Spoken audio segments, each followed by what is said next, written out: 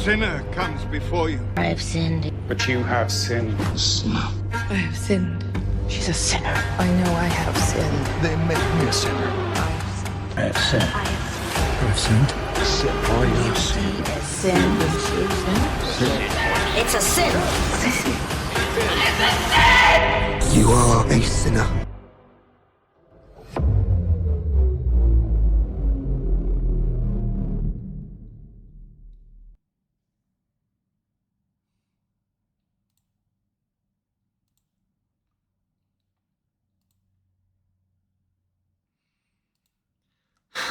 Hello, my name is Robbie. On here, I am Templar Knight. Every person who believes in God but does not go to church has a story why. But whenever two or more people gather in God's name, He is there. So this is church. Welcome. I'm glad that you're here. From Paul's letter to the Romans, all have sinned and fall short of the glory of God. The wages of sin is death. And God shows us His love in that while we were still sinners, Christ died for us. All right. For those of you who have been here for this entire series, we have finished the 7 deadly sins. And now we just have a few loose ends to pick up. Some sins that didn't quite make the big 7, but they still matter. Because all sin is equal in the eyes of God. Even though they're not exactly equal in the eyes of man. And that is what we need to address. So tonight, although this may seem like a small and simple and trivial sin, it still matters. So tonight we're going to talk about using profanity. And I struggle with using profanity. I was trying to figure out what to do with this lesson because last year we did a series on the 10 Commandments and we kind of touched on this one. So I wanted to hit it with a different angle, so I went a little more sciencey and I started looking into why we swear. I mean, how it all started. So I was looking into it, and the part of our brain that is stimulated when we are swearing is the same part of our brain that is used when we're crying out warnings of dangers or predators. Now, not just in humans, in primates and other animals, honestly, anything with a higher brain function, they use that section of their brain to warn of hazards, to cry out an alarm. And that part of the brain, it is responsible for, well, it raises our heart rate. It pumps adrenaline. It fills us with stimulation, a quick response, so that we can use that fight or flight better. There's an actual chemical release when we swear. It's actually the same part of the brain that people who have Tourette's, they have struggles. They have a miswiring in that section of their brain. And that's what causes them often. And there are many different types of Tourette's, but the one we most know it for is the use of profane language, because that part of the brain just doesn't quite work the way it's supposed to. So as we grew up, we learned a set of words, and they were branded in our mind that these particular words were the no-no words. They were the naughty words. They were the bad words that we weren't supposed to say. And they got imprinted on that section of our brain that is not tied into normal speech, which is why it feels different when we swear. Now, granted, for those of you who hang out with me, you know I don't swear that often. Well, Templar, the guy on stream here, he doesn't swear that often. Work Robbie, the construction guy, he's getting better. Apparently, not swearing was one of the things my mom and dad tried to teach me that I wasn't supposed to do, and it kind of actually stuck. for the most part, I have clean language. But I can swear. And ironically, I find myself swearing in those high adrenaline fight or flight situations. My last major swear rant happened in the winter. I was driving my van to work, and the road conditions said go 50 miles an hour. But the road conditions under the bridge said go 30 miles an hour. And I didn't get there in time. So while I was driving, all of a sudden I am driving, and there was just a string of words that came out of my mouth like I was trying to induce a superpower to get my body heightened sense of awareness to recover from this. And it worked. My blood pressure rose, my responses picked up, I became a much better driver than I normally was, and I was able to control the vehicle, keep it under control. I'm not going to say I kept it on the road, but I kept it upright, and I was able to get it back on the road before I lost all momentum. But I tapped into that section of my brain that releases energy through swearing. I'm not going to lie, it is kind of like a drug. And it can also be addictive. Now, granted, I'm glad that the only person there to hear me through this was a coworker who was holding onto a seatbelt for dear life, but we got through it. And now I think about, the times I swear, because I do still swear. At work more than other places, but it happens. A few of you have probably even heard me swear. It happened once on stream, long ago, during a Bible study. I was emotional, and I was very passionate about what I was saying, and I probably used a word I didn't need to use. But I did. So what is it about these words? I mean, it's like, we have the list. We know the words. Most of them are pretty universal. Some words can only be said by certain people and not others. It's kind of confusing to me. And for me, some are worse than others. There's like the big, big bad words that you can't say. And then there's the meh, it's not so bad. And we stack them in worst to first. And ironically, one of the words that gets used as a profanity the most is the worst word out there. And that is taking the Lord's name in vain. That is the one word that we are told we cannot use as an expletive. The one word, and yet it gets used all the time.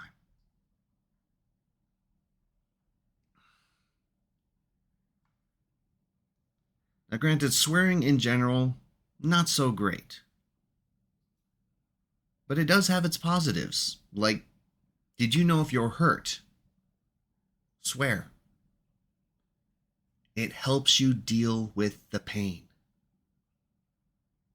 If you're in a risky situation, swear. It will help your mind function better, faster, quicker. Your body will respond. Swearing in and of itself isn't bad. The mind is built to give us that response for a reason. So I'm not saying you can't swear ever. But there are some guidelines to it. Did Pastor just say we're allowed to swear? Kinda. Yes, you can swear, but try and follow these rules. Like, first, don't use profanity to curse someone, or don't swear at someone. We're supposed to build people up. We are supposed to make the people around us stronger. And if we are breaking them down with bad words and foul language, we're not only hurting them, we're hurting ourselves. Secondly, don't overuse swear words. Just like a drug, it's addictive. And you do it enough to where you start getting desensitized to that level. So you got to do it more and more to try and get that feeling. But you're just desensitizing yourself to it. You're taking all of the power out of those words to where it doesn't even mean anything anymore. And I know people like that. I know a guy I work with him, and he will drop the F-bomb every other sentence like it doesn't even matter. And I just struggle with that.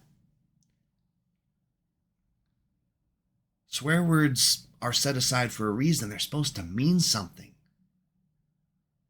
So use them when they mean something. Don't just throw them out for nothing. And the third very important rule, make sure that if you're going to use bad language, you are in a place or around people where it is not offensive.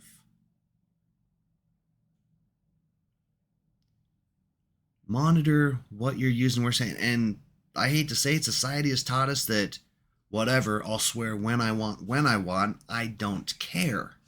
Because I'm cool, I'm uninhibited, I'm wild and free-spirited, I'm a rebel. You can't tell me I can't swear in front of your kids. Show some respect. Not just for those around you, but for yourself. Show that you care. Watch your mouths around people. You don't go to church and swear. You don't go to elementary school and start listing off every bad word you can come up with. You try and keep it down in a hospital. Show some respect for these words and what they mean.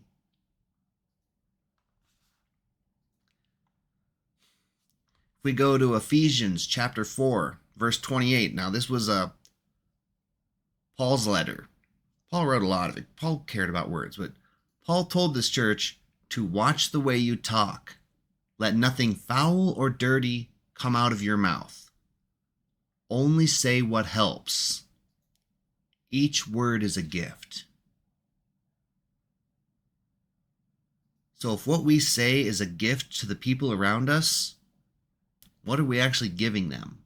Are we giving them something positive and uplifting and supportive? Or are we just filling them with trash and garbage and just polluting their space?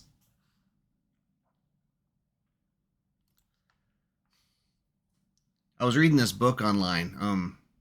I was listening to a book on Audible because I don't read. I found this book series because I was looking for books about angels, and I found a series called The Night Angels, and I was like, that sounds cool. It has nothing to do with angels, but it was neat. Anyway, side note, there's a scene in this book where there is a female who is a great assassin. And it turns out she is such a great assassin because she has accidentally stumbled upon magical powers that she has. And once the sisterhood finds out that she has magic, they take her in so that they can train her how to use it, because those with magic run the world. They are the powerful forces of this world in the book. And there's a scene where this younger assassin lady is just struggling because although she's a great fighter and she can do lots of cool things, she's no match for a sister. And so they're arguing, and the sister looks at her, and every time this girl swears, she starts doing magic spells to, like, put soap in her mouth, light her tongue on fire, just little simple things to try and break her of this habit. And there's a scene where she sits her down and she says, "You must learn to monitor what you are saying, because any gutter shite can speak with a filthy mouth and just spew out nonsensical, foul language. But if you are to be a sister, your words must matter. When you swear, it means nothing. But when a sister swears, the world stops and listens." And I loved that part of the book, because she was totally just telling her, look, I am important. If you're going to be important, you have to act like it. If you're going to matter, act like it. You need to address the way you're behaving. You need to address the way you're speaking. And I wonder if Christians shouldn't be the same way. I wonder if as Christians we shouldn't hold ourselves to a higher standard than everyone else. Not because we're better than them, but because we want them to see God's love in us. We want to see his influence in us.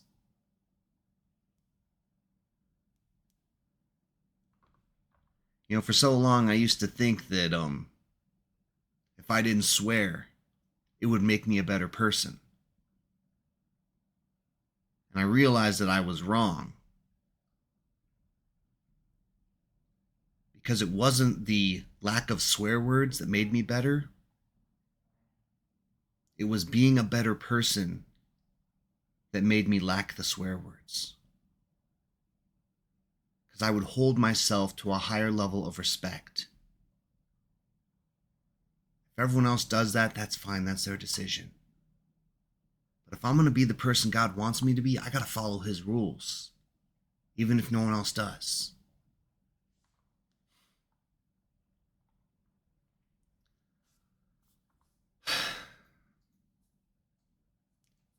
So here's the struggle I have.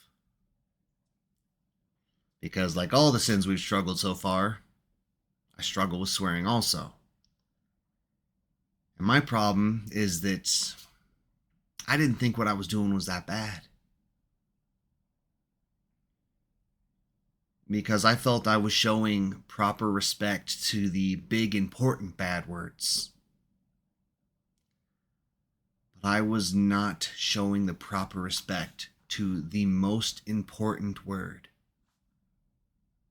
To the one word I should not be saying in a negative tonation. Why would I use God's name as an expletive? Why would I ask him to condemn something?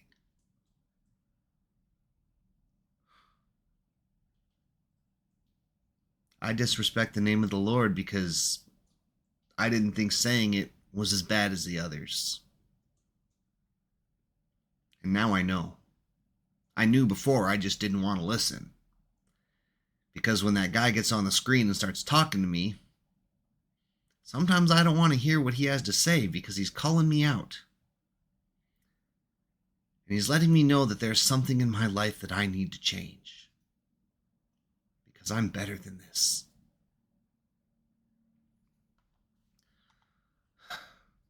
So that's my challenge. That's my struggle.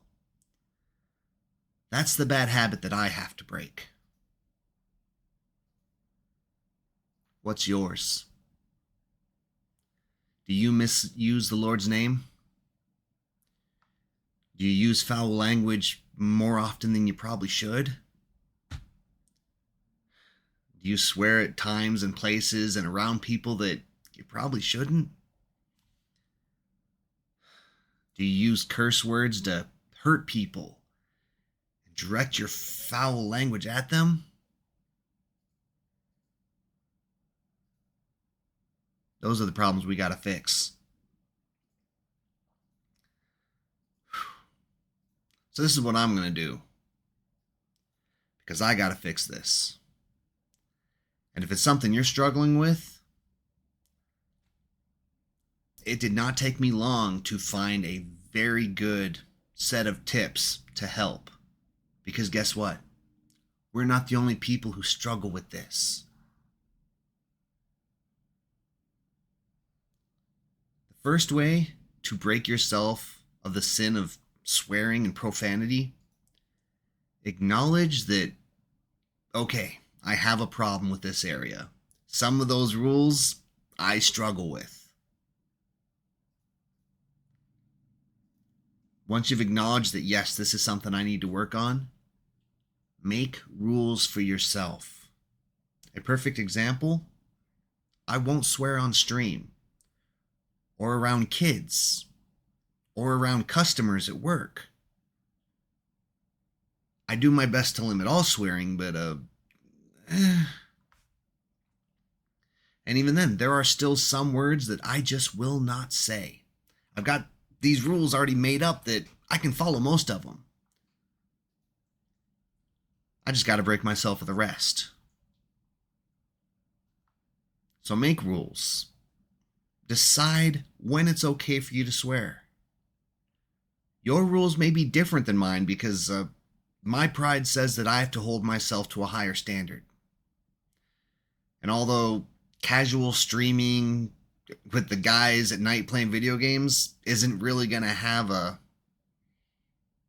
negative impact on anyone, I'd say a few small words here and there. There I go again, thinking some words are smaller than others. Buddy, figure it out. This one's going to be a struggle for me. But even if I'm just swearing a little bit when I'm hanging out with the guys, it's not going to have a negative impact. That's still something I shouldn't be doing. I want my foul language to be limited to those rare instances when it actually means something, when it actually matters, when I need my brain to release that chemical that picks up my blood pressure, makes my heart beat faster, gets me moving. I don't want to be a casual swearer. The third thing, once you've made these rules, hold yourself accountable to it. How many times have I had to say in this series that once I realize I'm doing something wrong, I will literally say aloud, Robbie, stop it. You're better than this. I hold myself accountable. And if that's not enough for you, ask people who care about you to also hold you accountable. In fact, right now, I'm going to ask all of you, if you ever hear me taking the Lord's name in vain, I give you full permission to call me out on it. Say, Robbie, nah, no good, bud. Do that for me. As my friend, help me. Because that's where I'm struggling.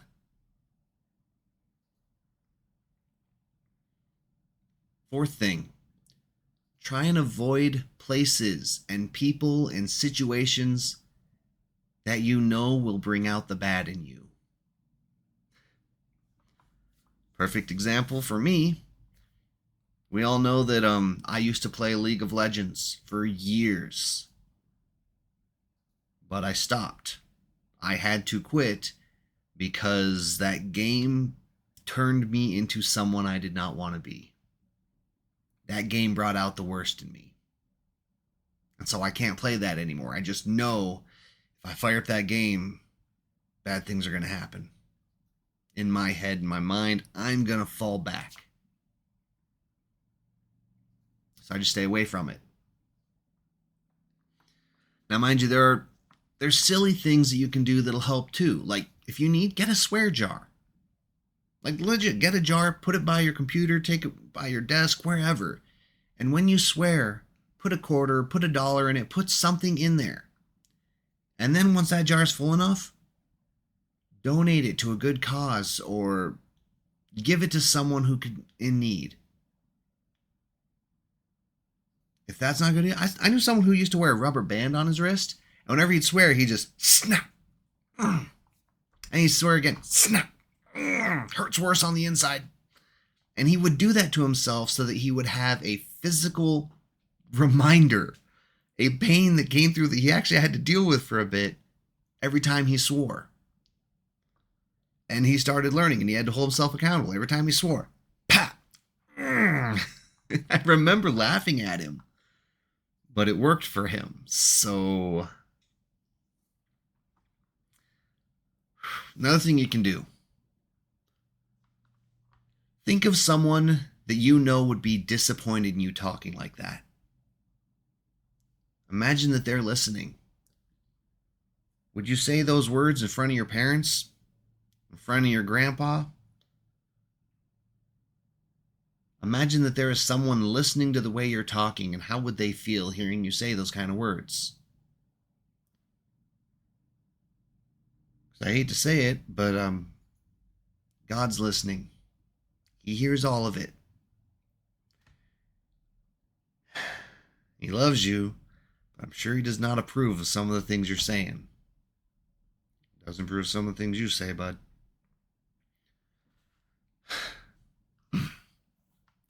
Another thing you can do, cut back on music and media that treats explicit language like it doesn't matter. I remember when I was a youth leader, when I was 18 years old, my good friend Mike had to call me out because although I was a youth leader and most of the time I was listening to good music, I still had some CDs that I shouldn't have been listening to. And so he called me out on it. And when he did, we turned the truck around and we went to the pawn shop and I got rid of all those CDs. Because I needed someone to hold me accountable. The old phrase, garbage in, garbage out. I had to get rid of that bad stuff that was in my mind. Another stepping stone, I'm not going to say this is it's not a permanent solution, but it is a good way to get there. And that's replacing bad words. Use a filler word that kind of takes its place. Say something different until you can break the habit. A word that's not inappropriate, but you can use in the same context. My wife has a thing where if she hurts herself or like stubs her toe, slams her finger, she'll go, ooh, farfitnugan. And I don't know what that means. I should look that up and make sure I didn't just say something inappropriate in a foreign language. But she will say that, and it makes me giggle every time. Because although she wants to say something inappropriate, she'll say farfitnugan instead. Stop repeating it, bud. That could be inappropriate. I'm sorry. If that word is actually inappropriate, I apologize. That's my bad. Back on task. So really the most important thing that I can say, if you really want to get through this, if you want to break this habit, pay attention to what you're doing. If there's one thing I've learned through this entire series, is that awareness is the key to beating most of these sins. Be aware of what you're doing. If you can realize it, then you can try and correct it. And you can break that bad behavior. So, quick recap. Swearing is okay. So long as you're not using your words to directly hurt or curse someone. It's okay, so long as you're not using it excessively. It's okay so long as you're using it in the appropriate place, around the appropriate company. Be mindful of who's around you. Same with that media and CDs we were talking about. Garbage in, garbage out. What are you putting in their ears?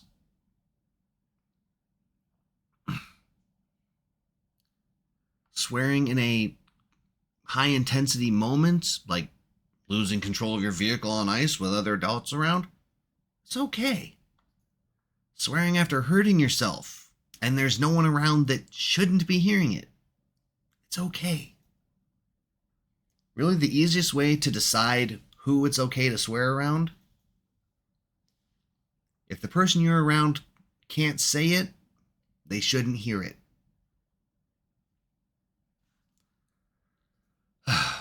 Finally, the most important. It is not okay to take the Lord's name in vain.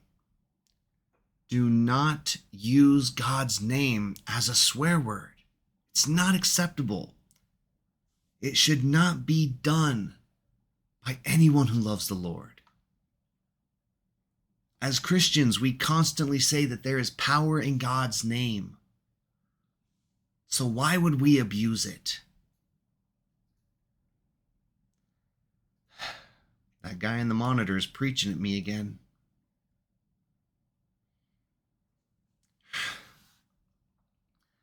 If he's preaching at you too, and if you want to change,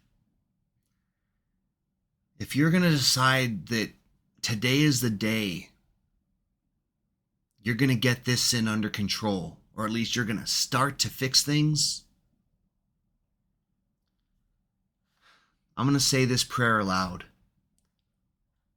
And if you feel like you're ready for change, if you want to break this cycle of sin in your life, feel free to pray this with me tonight.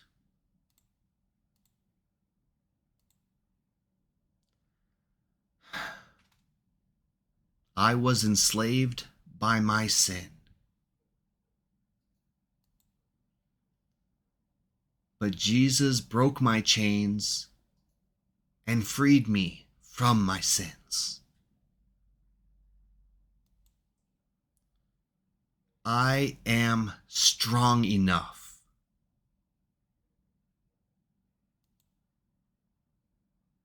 I am not going back. A sinner comes before you. I have sinned. But you have sinned. I have sinned. She's a sinner. I know I have sinned. They make me a sinner. I have sinned. I have sinned. Sin. It's a sin. You are a sinner.